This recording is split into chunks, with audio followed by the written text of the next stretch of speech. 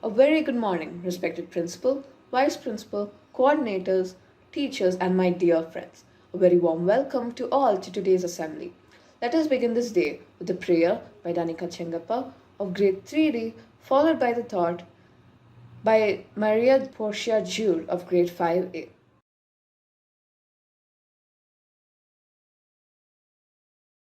Join your hands and close your eyes. We thank you for this new day, O Lord. We come together striking a new chord. Amidst the chaos and uncertainty around, we seek your blessings to learn on a fresh ground. Help us this day to study social math and science, languages to learn, under our teacher's guidance. May the light of your knowledge ignite our minds, enlightening us to deal with situations of all kinds. We beseech you to safeguard your people with life. Let no plague afflict our community in a rife. We also pray for people under the weather. Heal them and help us fight this together. Thank you.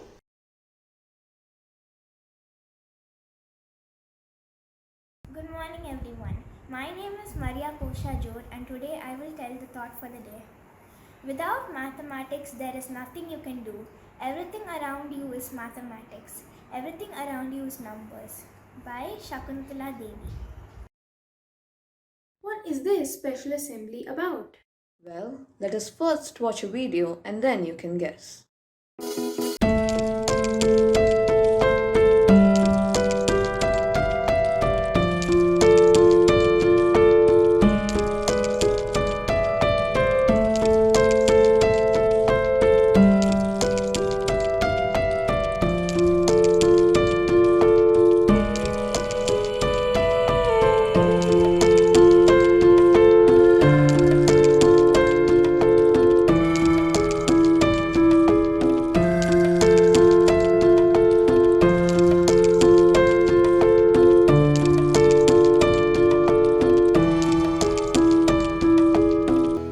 Well, I could see a lot of geometrical shapes. Is it related to mathematics in some way? Yes, you are very close to the correct answer. Dear all, we are here to witness a special assembly on National Mathematics Day. National Mathematics Day is celebrated on 22nd December every year to commemorate the birthday of the great Srinivasa Ramanujan. The most important reason to celebrate National Mathematics Day is to raise awareness about the importance of mathematics among people and the integral part it plays in the development of humanity. Would you like to know more about the great Indian mathematician Sri S. Ramanujan? Let us watch this video, which depicts the life of Sri Ramanujan.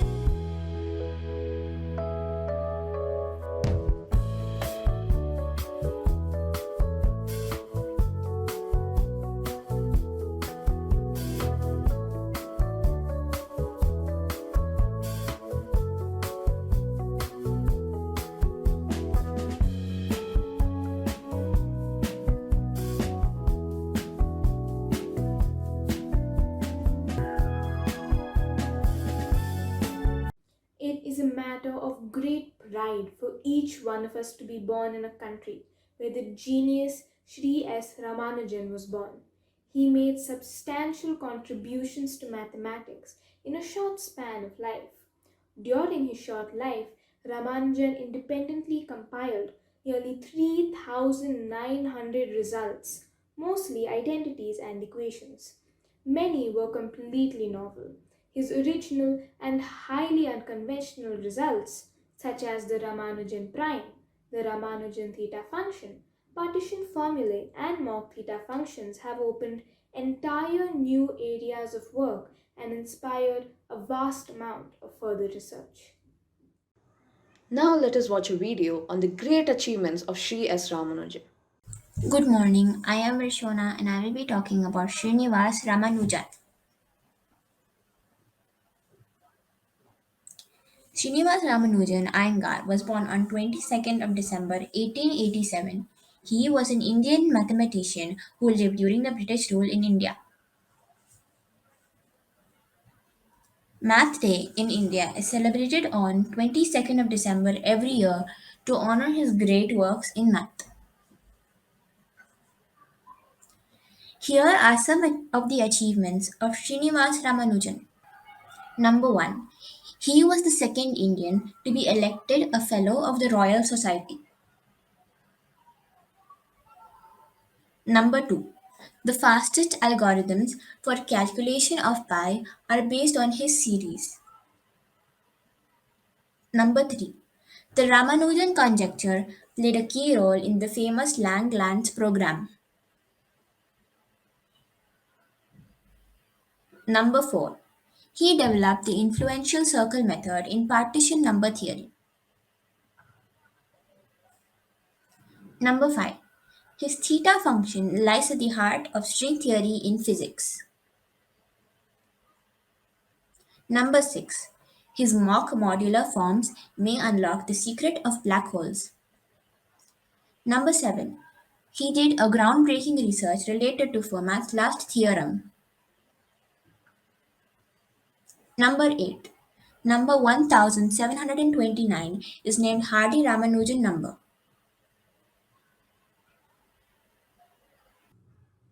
All of that research in such a short time is an almost impossible task for a human being.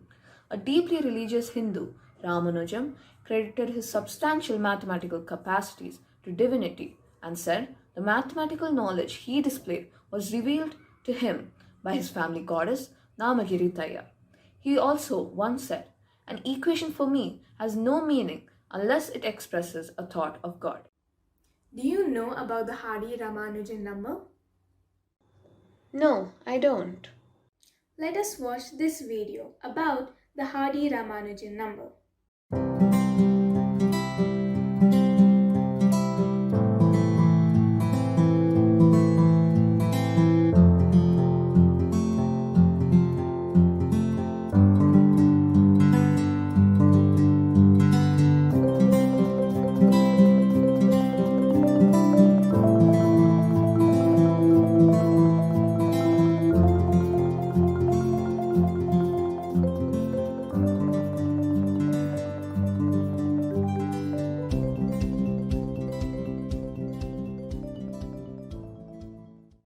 Many students say that math is very uninteresting, but believe me, it is just the opposite.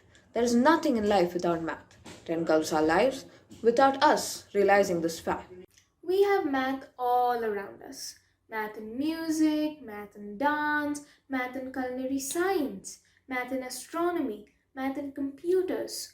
Not a thing that does not have math. Like it or not, but we are surrounded with math. So, my dear advice to all is to make friends with math for a lifetime. Not all things that are simple are all that simple. Certain simple things carry complex weight. According to Steve Jobs, simple can be harder than complex. You have to work hard to get your thinking clean to make it simple. And according to Albert Einstein, the genius is in making the complex simple. Coming up is the narration of a legend showing simple math could get too complex, followed by a dance by grade 11 students showing complex math can be made too simple. Ambalapura is a small town in Kerala which is famous for Sri Krishna temple and Pal Payasam. Pal Payasam is a dessert made mostly of sweet, boiled milk and rice. According to legend, the king of Ambalapura was a big chess enthusiast and often he challenged his visitors to a game. One day, a traveling sage arrived to the court of the king and challenged him to a game of chess. The king accepted the challenge and asked the sage what he would like as a prize if he won. The sage said he would like some rice, 1 grain of rice on the first square of the chessboard, and the number to be double for each square after that. So the king put single grain of rice in the first square, 2 on the second, 4 on the third, and 8 on the fourth. He looked at the grains and felt that this was a ridiculously modest price. He accepted the modest price of the sage, and the game began. The sage played well and easily won. True to his word, the king ordered a bag of rice and started to count out the grains on the squares.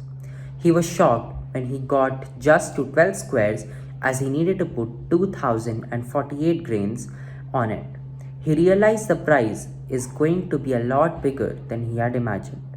After a long calculation, he figured out that for the 30th square, he needed about 536 million grains, and on the 40th square, about 550 billions of grains of rice, and for the last square, that is the 64th square, he needed 9,002,020 trillion grains. Altogether, he had to give the sage 18,500,000 trillion grains. The king realized it was impossible to pay the sage's debt. In the legend, the sage turned out to be the Lord Krishna in disguise. When he saw how upset the king was, he appeared in his true form. He told the king that he did not have to settle the debt immediately but could pay it over time. So the king started to serve Pal Payasam in the temple free every day to pilgrims. This practice is continued even to this day. Coming to the mathematics behind it, the number of grains on the squares form a geometric sequence 2 to the power 0, 2 to the power 1, 2 to the power 2, etc. till 2 to the power 63. While 2 to the power 0 is equal to 1, 2 to the power 10 is equal to 1024, 2 to the power 20, oh my god, it's too big, I can't read these numbers. Calculation of the total weight of rice the king needs to give the saint. A single long rice grains 0.029 grams on an average. The total weight of rice the king needed to give the sage was about 535 billion tons of rice. That's more than 1,000 times greater than all world's milled rice production in 2019 to 20. We see that these numbers are exponential numbers and they grow very rapidly. One can imagine how huge the sum of the terms in the sequence could be and hence appreciate why this practice is followed even to this day.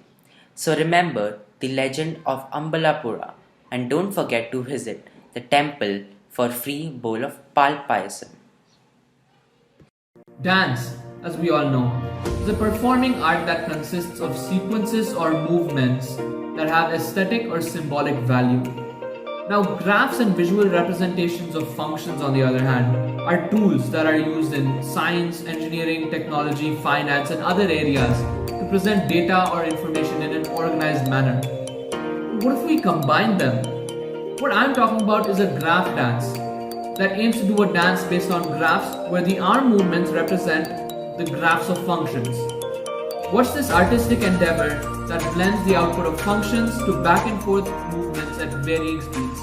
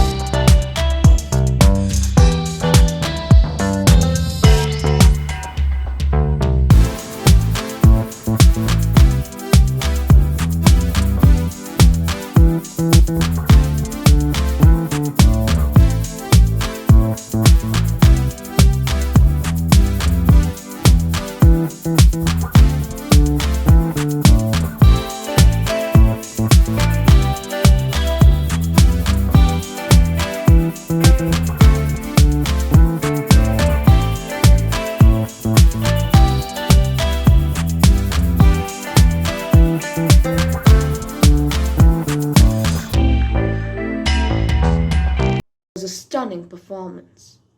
Yes, I agree with you. Dear all, I, Inaya M. Alvandi of Grade 6A, have been entrusted with a very important task of rendering the vote of thanks. I take this opportunity to thank our principal, vice principal, the level coordinators for giving us the chance to present this assembly on National Mathematics Day.